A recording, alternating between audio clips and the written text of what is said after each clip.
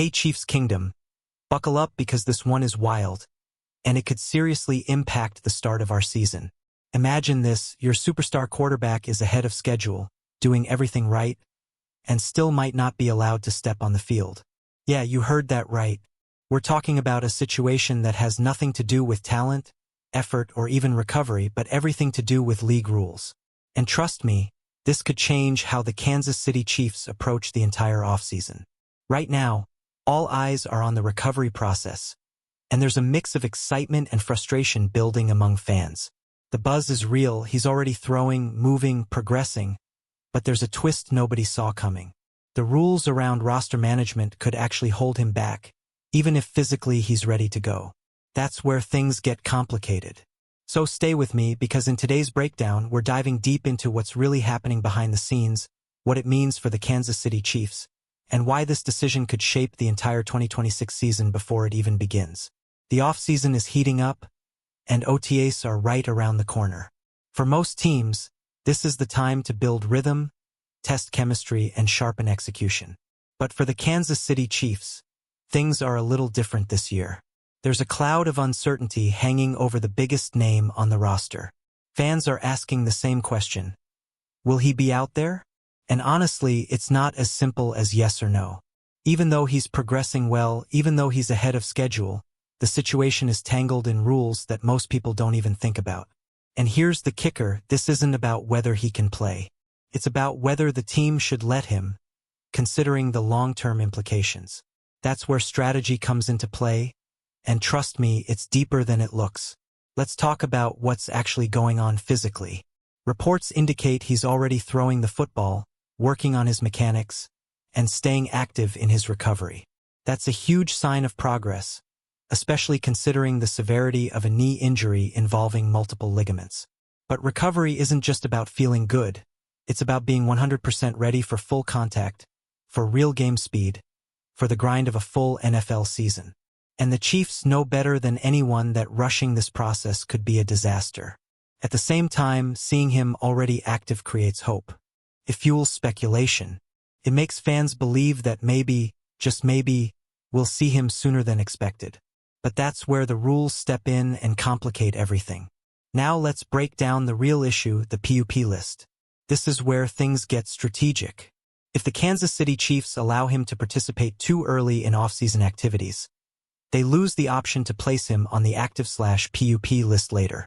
And that might not sound like a big deal at first, but it's huge. Because once that option is gone, the team loses flexibility. They lose the ability to manage his return timeline without sacrificing roster spots or forcing tough decisions later. So it becomes a chess game.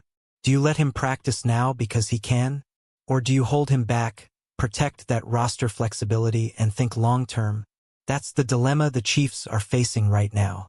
Head coach Andy Reid has been careful with his words, and that tells you everything. He's not confirming anything, but he's also not shutting the door. That kind of response usually means one thing: the team is still evaluating all options. And honestly, that's exactly what you want to see. This isn't a rushed decision.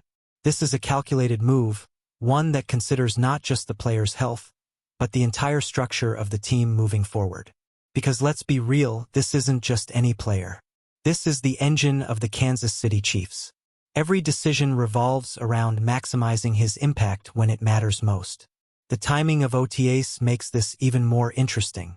These are voluntary sessions, meaning participation isn't mandatory.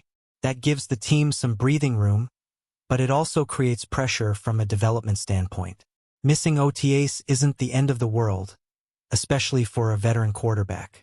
But it does mean fewer reps with teammates, fewer opportunities to build chemistry, and less time to fine-tune the offense. Still, when you weigh that against the risk of losing roster flexibility, the decision becomes a lot more complex. And that's exactly what the Chiefs are navigating right now. Let's talk about worst-case scenario. If the team decides to hold him out and place him on the reserve/PUP list later, he would have to miss at least the first 4 games of the season. That's a tough pill to swallow. Starting the season without your star quarterback? That could impact standings, momentum, and playoff positioning right out of the gate. But on the flip side, it ensures he's fully ready when he does return. It gives the team a long-term advantage instead of chasing short-term gains. And sometimes that's the smarter play. Now imagine the alternative. He participates early, skips the PUP option, and then isn't fully ready when the season starts. Suddenly, you're dealing with limited options and a potentially compromised situation. That's the risk the Chiefs are trying to avoid. It's not about doubting his recovery. It's about planning for every possible outcome.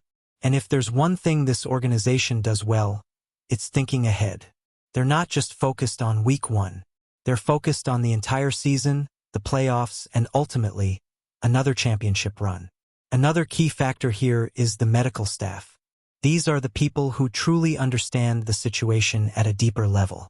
They're evaluating every movement, every throw, every sign of progress.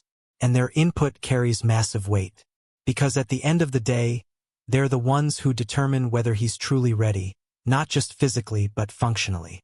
It's not about passing a basic test. It's about being able to perform at an elite level under pressure.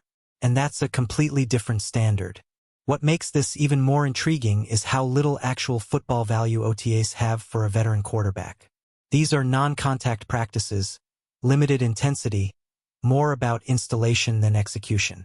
So from a pure football standpoint, the benefit of participating might not outweigh the strategic risk. That's something fans need to understand. Yes, we all want to see him back out there. But the Chiefs are thinking bigger than that. They're playing the long game. Let's bring it back to you, Chiefs Kingdom. What would you do in this situation? Would you let him participate early and take the risk? Or would you hold him back, protect the roster flexibility, and think long-term? Drop your thoughts in the comments because this is one of those decisions that could define the entire season. There's no easy answer and every fan sees it differently. And honestly, that's what makes this so fascinating. It's not just football, it's strategy, timing, and risk management all rolled into one. As we get closer to OTAs, expect more updates, more speculation, and maybe even some surprises. The situation is fluid, and things can change quickly. But one thing is certain. The Kansas City Chiefs are going to handle this with precision. They know what's at stake, and they're not going to rush a decision of this magnitude. So keep your eyes locked in, because the next few weeks could reveal a lot about the team's plans moving forward. If you're enjoying this kind of deep breakdown and want more Kansas City Chiefs news, make sure you're locked in with the channel. We're bringing you the latest updates, analysis, and insider insights every single week. Hit that like button if you're riding with the Chiefs, drop your opinion in the comments, and don't forget to subscribe so you never miss a moment. And most importantly, share this with another member of Chiefs Kingdom, because this conversation is just getting started.